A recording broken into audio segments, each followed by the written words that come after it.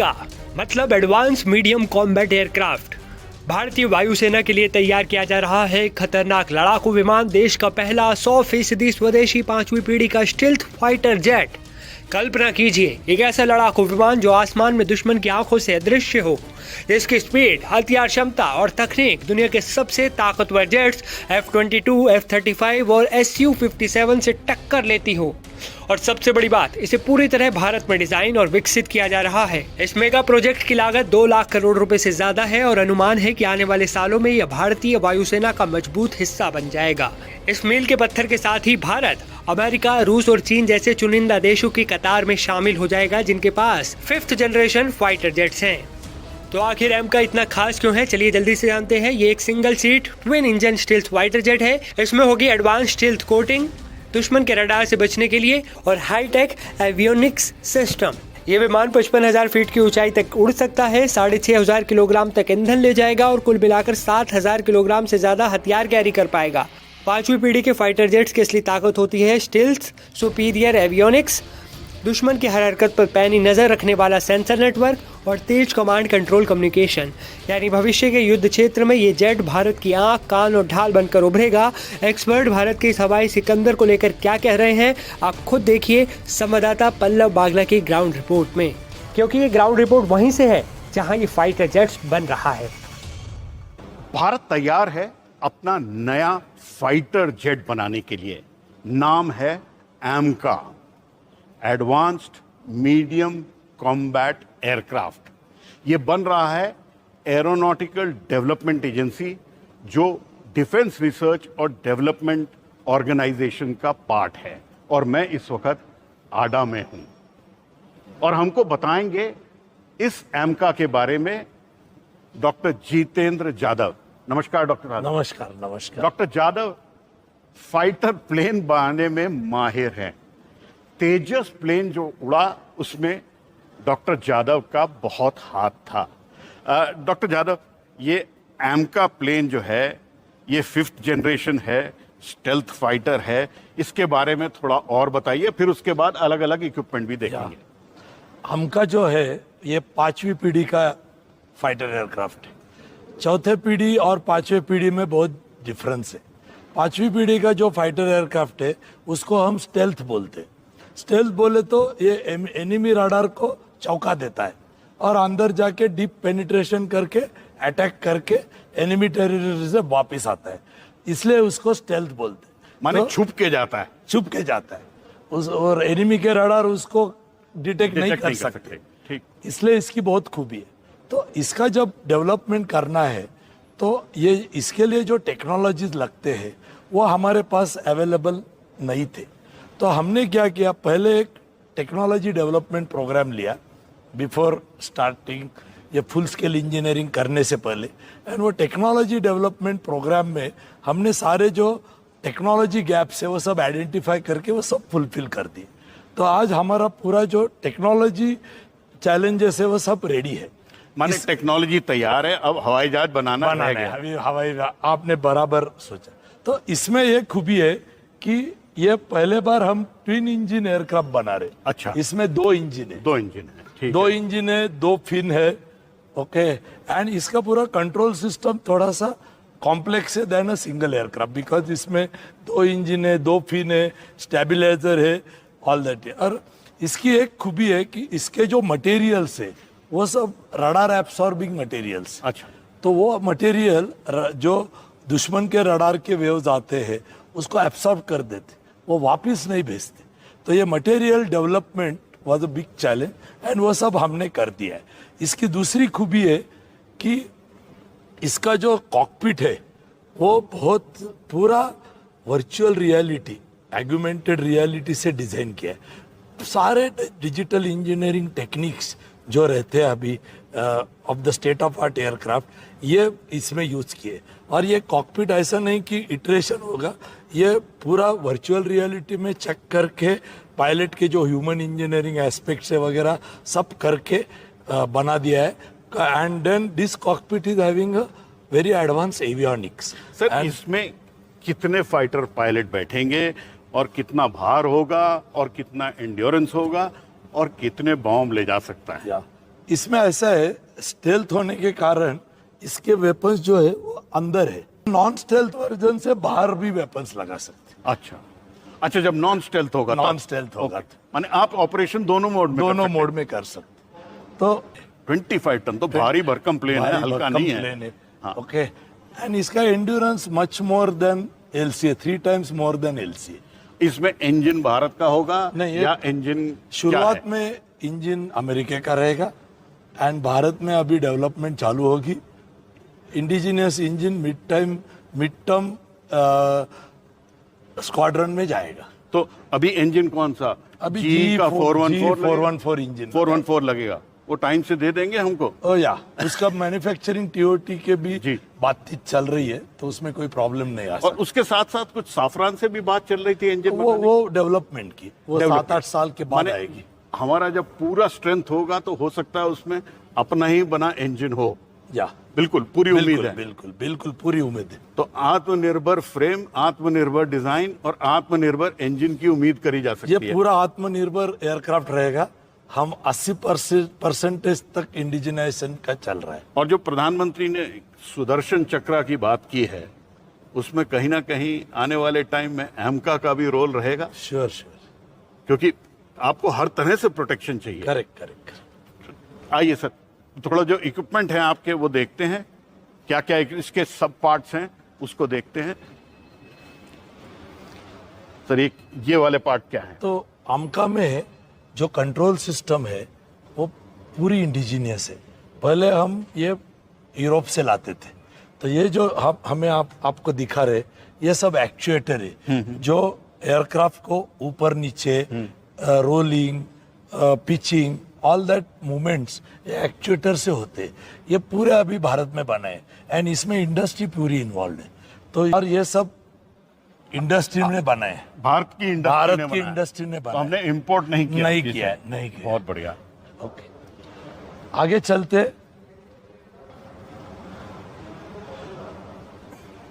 ये जो है ये फ्लाइट कंट्रोल कंप्यूटर है। जो ओके। अभी पहले आपने देखा हाँ, वो हाँ, सब एक्चुएटर्स थे। अभी ये है फ्लाइट कंट्रोल कंप्यूटर, ये भी भारत में बना हुआ है। ऐसे it will be a computer controlled plane. Correct. और डेल्टा विंग है तो इसमें आपको पूरी तरह से कंट्रोल कंप्यूटर से ही करवाना पड़ता है क्योंकि इट इज अनस्टेबल पहले जैसे तेजस था वैसा ही है। लेकिन तेजस से आपने सीख लिया आगे। हाँ। तो बहुत सारा लर्निंग जो तेजस का है, खाली आमका has gone to twin engine and it has gone 25 ton. Tejas is single engine half of the ton.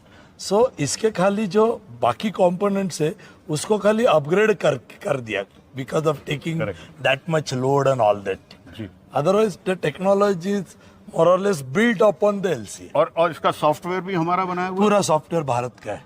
तो हमें पूरा कंट्रोल है? पूरा कंट्रोल है इसके ऊपर। हमारे ऊपर कोई रोक नहीं लगा सकता? नहीं, कोई नहीं लगा सकता। जी। और क्या दिखता है सर यहाँ पे? ये आगे जो देख रहे हैं ये सब एवियोनिक्स के एलआरयूज है। ओके। तो एवियोनिक्स में मेजर थिंग जो है ये है इसकी खूबी।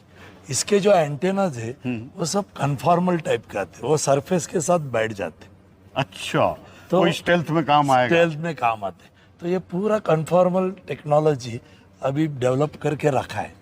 मैं जो बोल रहा था आपको पहले कि पूरा टेक्नोलॉजी अवेलेबल है अभी एयरक्राफ्ट बनाना है। So this total technology has been developed and available. ये टाइम अडाने है, मैं बोल रहा आपको साहब, 100 वर्क सेंटर्स है, design work centres and 350 industries on our board.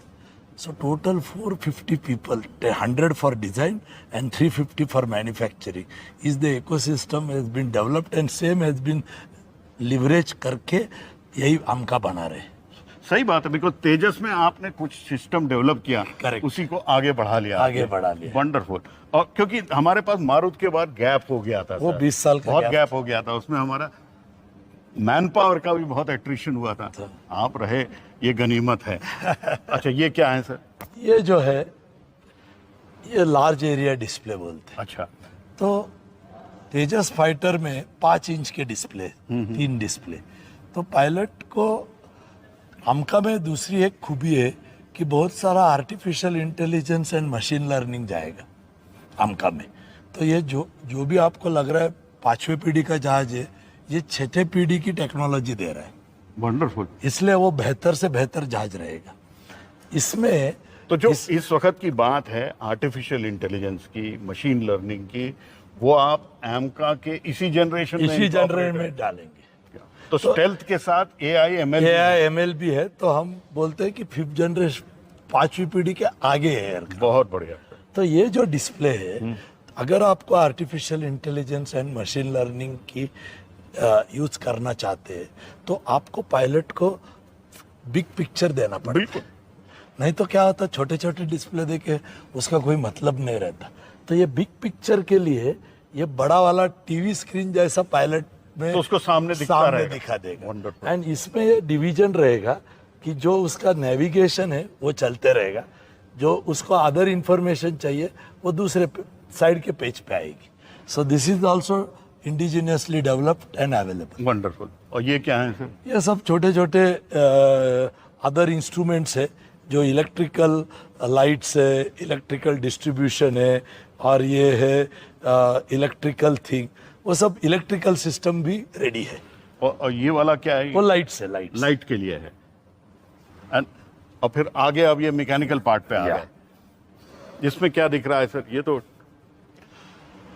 हमने जो पूरा मैकेनिकल सिस्टम है आमका का, वो पूरा रेडी रखा है टेक्नोलॉजी वाइज। तो ये ब्रेक डिस्क है, which is carbon brake disc. This is for mark 2 project, but similar technology will get incorporate. इसमें इनकॉर्पोरेट। ये भी टायर, पहले हम टायर इंपोर्ट करते थे, अभी पूरे हमारे बना दिए। तो ये सब मार्क 2 प्रोजेक्ट के लिए रेडी है, बट इसी को थोड़ा सा अपग्रेड करके आमका के लगा देंगे। हमें नया डेवलपमेंट की जरूरत नहीं है। तो माने आपकी जो टेक्नोलॉजी डेवलपमेंट है वो हो रखी है। और सरकार से सपोर्ट मिला आपको? पूरा सपोर्ट मिला सरकार, पूरा सपोर्ट। पूरा प्रोजेक्ट सैंक्शन है एंड पूरा टाइम पे चल रहा है and we are on it. Completion वगैरह की बात फिर मॉडल के पास करेंगे। तो ये जो है वो सब हमारे पास एक एनवायरमेंटल कंट्रोल सिस्टम रहती, उसके जो पार्ट है, जो पायलट के लिए एयर कंडीशनिंग देते, उसके भी सब पार्ट इंडिजिनियसली डेवलप करके रखे। और ये आपका ऑक्सीजन सप्लाई के लिए है? ये है ऑनबोर्ड ऑक्सीजन सिस्टम जी। पहले हम सिलेंडर यूज करते थे, बट अभी ये state of art oxygen system use करेंगे। इससे एयरक्राफ्ट का एंड्योरेंस बढ़ जाता है। ये भी इंडिया में L&T एंड डेबेल से डेवलप किया है। और यही था जो कोविड के टाइम पे लोगों की जान बचाया था। इसमें से एक वॉल मैंने देखा था। तो देखिए, आपने हवाई जहाज तो बनाया है जिससे जान बची, कोविड के टाइम पे भी जान बची। करेक्ट। और ये सारा ऑक्सीजन सप्लाई, ये सब ऑक्सीजन का सिस्टम का है। बैकअप ऑक्सीजन सिस्टम रहती है, जब ये फेल होगी तो ये बैकअप रहती है। सो ऑल दिस थिंग्स है। और यही चीजें हो सकता है आने वाले टाइम में इसरो के क्रू मॉड्यूल में भी लगे, क्योंकि उनको भी जरूरत होगी। वो हमसे बात कर रहे हैं, they may take the technology out of, because उनको भी जरूरत पड़ेगी कहीं ना कहीं। ये क्या है सर? ये जो है, ये है गियर बॉक्स है। ये बहुत इंपॉर्टेंट। ये जो गियर बॉक्स रहता है वो इंजन से पावर पिकअप करके कनेक्ट होता है, एंड देन इसके ऊपर सब इलेक्ट्रिकल, हाइड्रोलिक जो मोटर से, जनरेटर से, वो सब रहता है। तो एयरक्राफ्ट का पूरा hydraulic power and electrical power इधर से चलता है। ये बहुत क्रिटिकल टेक्नोलॉजी है। ये अभी CVRD में डेवलप की है एंड इंडस्ट्रीज मैन्युफैक्चरिंग। तो ये भी रेडी है। इसको बोलते हैं वो शाफ्ट। इसका देखो, वेरी लाइट। देखने में तो बहुत भारी है ये। क्या बात है, वेरी लाइट।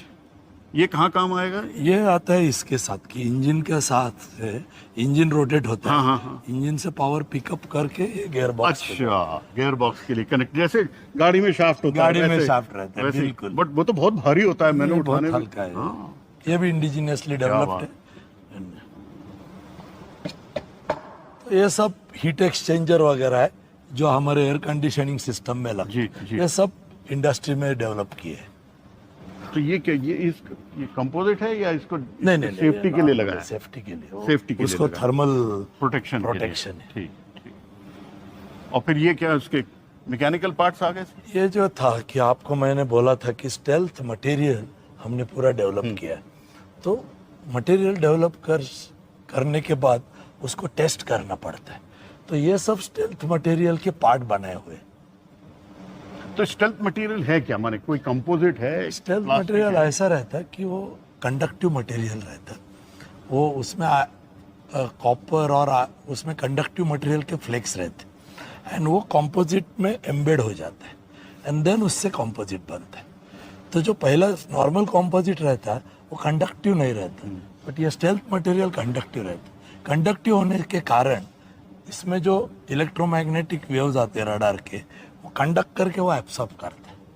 तो ये जो रडार से दुश्मन का रडार जो वेव भेजेगा वो इसी में आके समा जाएगी समा जाएगी, और वो वापस नहीं नहीं जाएगी। तो दुश्मन को जब हवाई जहाज आ रहा होगा तो पता नहीं लगेगा। मोटी बात यही है ना? यही है। माने यू कैन डू। क्योंकि दुश्मन के रडार का जो वेव्स है वो अगर एयरक्राफ्ट के सरफेस पे आ गए तो वो वापस नहीं जाएंगे रडार को, वो एब्सॉर्ब करते हैं। और कोई तरीका होता है जिससे कि दुश्मन? देयर आर मेनी थिंग्स, हाँ। But stealth is one of the best thing. और दुनिया में कितने देशों के पास है ये स्टेल्थ टेक्नोलॉजी? स्टेल्थ टेक्नोलॉजी 5 देशों के पास है, केवल 5 देशों केवल के पास? 5 देशों के पास है। तो हम तो बहुत आगे बढ़ हम गए। बहुत आगे बढ़ गए। और ये स्टेल्थ की जो मटेरियल है ये भी हम भारत में ही बना रहे हैं? ये किसी भारत के बाहर, भारत को किसी के बाहर के देश से अवेलेबल नहीं है, तो ये पूरे भारत में बना दी। तो ये DRDO का काम था या इंडस्ट्री? DRDO इंडस्ट्री मिल के बना दिया। कौन सी इंडस्ट्री काम कर रही है इसमें सर? इसके ऊपर बहुत सारी ये जो हमारी टाटा एडवांस सिस्टम है वो अच्छा। सब काम कर रहे हैं। वही सब।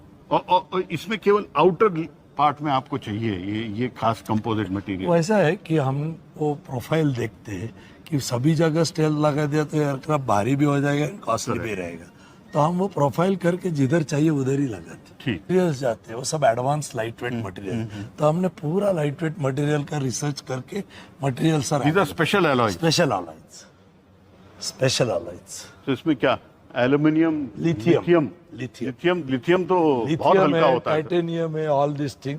बच्चे के साथ ये भी पुराना थोड़ा नहीं है, ये भी चल नया रहा है, नया है, लेकिन है तो तेजस सर पुराना। इसके बारे में थोड़ा सा बताइए। ये तेजस मार्क 2 है जी। ये मार्क 1 और मार्क 1 से बहुत बढ़िया वेपन वाला एयरक्राफ्ट है। इसमें 11 स्टेशन है, मार्क 1 में खाली 8 स्टेशन 8 स्टेशन थे, करेक्ट। एंड इसकी वेपन कैरिंग कैपेबिलिटी 2 गुना ज्यादा है मार्क 1 से, 2 गुना ज्यादा। तो एंड इसमें बहुत सारे स्टैंड ऑफ वेपन है, तो वो हमारे टेरिटोरी से दुश्मन के टेरिटोरी को सिंदूर के टाइम पे जैसे हमने देखा, टाइम के जैसे है वो सब आ रहे हैं इधर। तो ये एयरक्राफ्ट बहुत ही इंपॉर्टेंट एयरक्राफ्ट है एंड इसकी भी डेवलपमेंट चल रही है एंड ये बहुत एडवांस स्टेज में। ये कब तक उड़ेगा पहला? ये लगता है कि 3rd quarter of March, 2nd quarter of 26 में उड़ जाएगा। तो मार्क 2 आ जाएगा हमारे पास। आइए, और इसका कितना भार होगा सर? ये 17 टन का है। 17 टन का है। और ये पिछले वाले तेजस का बड़ा भाई है। पिछले वाला 13 टन का था, हाँ। ये 17 टन का है, नाम का 25 टन का है। और इसमें क्या इंजन लगेगा? ये भी 414 हमका का इंजन नहीं लगेगा। 414 इंजन लगेगा। तो हमको कुछ मौका मिल जाएगा 414 ट्राई करने का। या। आइए जरा वापस एमका पे आते हैं। अब ये बताइए सर, एमका कब तक रोल आउट होगा और कब पहली उड़ान देख सकते हैं? ये हमका की टाइमलाइन एज पर गवर्नमेंट सैंक्शन टाइम से चल रहा है। कर रहे हैं इस पे? अभी इसमें हमारी पूरी टीम काम कर रही है, पूरी एड़ा लगी हुई है इसमें? पूरी आड़ा लगी हुई है। वंडरफुल। और इसको रोल आउट आपने कब का कहा? 27 एंड का है। 27 एंड का। और पहली उड़ान कब? पहली उड़ान 1 साल के बाद होगी, रोल आउट 28 में। आपने जो प्रधानमंत्री को टाइम फ्रेम दिया वही था, टाइम फ्रेम उसी के टाइम फ्रेम में है। और इंडक्शन की बात कब तक होगी? इंडक्शन हो जाएगा 6 साल में, आफ्टर फर्स्ट फ्लाइट 6 साल में, और 7 साल में चालू हो जाएगा इंडक्शन। और इसके संग संग पैरेलली इंजन डेवलपमेंट भी होगा? इंजन डेवलपमेंट भी पैरेलली होगा। इंजन में हमें थोड़ी सी दिक्कत आती है क्या? ठीक उसमें है, क्या परेशानी आ रही है सर हमें इंजन? नहीं, इंजन का क्या है, हमारे पास जो टेक्नोलॉजी है, जो बोलते हैं बाईपास रेशो बोलते हैं इंजन का, and the materials technology to withstand that temperature, no we have to get some hand holding. क्योंकि हमारा Kaveri derivative engine is ready, but it gives a thrust up to 50 kilo newton और 54 kilo newton dry thrust, but however wet thrust technology we need support of the OEM. So with that support हमारी GTRE team पूरी ये है पूरी knowledgeable है, उन्होंने बना दिया है Kaveri derivative engine dry trust, खाली वेट ट्रस्ट की टेक्नोलॉजी चाहिए, वो ले लेंगे हम उनसे। और साफरान के साथ भी उम्मीद है कि इंजन डेवलपमेंट होगा। तो पूरी उम्मीद एमका सेफली वी उड़ेगा। Are in the full swing and full thrust, it will happen. Tejas का एक क्रैश हुआ था, उससे क्या सीखा आपने? वो ऐसा सीखा कि वो जो उसमें द रिपोर्ट अभी तक पूरा आया नहीं, बट उसमें थोड़ा इंजन का प्रॉब्लम था। अच्छा। तो इंजन मेंटेनेंस में हमने सुझाव दिए हैं, वो अगर मेंटेनेंस किया तो कोई प्रॉब्लम नहीं है, उसमें डिजाइन में कोई प्रॉब्लम नहीं है। डिजाइन में प्रॉब्लम नहीं है। लेकिन जो भी सीखा उससे हमने वो एमका में इनकॉर्पोरेट करा जाएगा। या चलिए साहब, डॉक्टर जादव, उम्मीद करते हैं कि एमका जल्दी से उड़ेगा और भारत को एक स्टेल्थ फाइटर मिलेगा, अपना बना हुआ। बहुत धन्यवाद बात करने के लिए हमसे। आपसे जब भी बात करी है तब बहुत कुछ सीखने को मिला है। थैंक यू जी, मेरा भी यही है कि आपसे बात करके बहुत प्लेजर आता है। So nice of you. So nice of. चलिए, तो ये थे डॉक्टर जितेंद्र जादव बताते हुए हमको भारत का आने वाला सुंदर हवाई जहाज AMCA, advanced medium combat aircraft, Bharat का 5th जनरेशन प्लस का ऐसा हवाई जहाज जो कि दुश्मन के यहाँ जाके मार भी कर सकता है और दुश्मन को पता भी नहीं लगेगा, क्योंकि इसमें स्टेल्थ टेक्नोलॉजी है। ये एमका जो है भारत में बना हुआ भारत का अपना फाइटर जेट है। आने वाले टाइम में जब सुदर्शन चक्र चालू होगा तब उसमें एमका का भी रोल होगा। पहले लाइट कॉम्बैट एयरक्राफ्ट बोला जाता था, उसका नाम पड़ा तेजस। अब देखते हैं एमका का क्या सुंदर नाम आता है। लेकिन टेक्नोलॉजी हमारी है, हमारा पूरा कंट्रोल है और इंजन भी शायद हमारा हो जाएगा।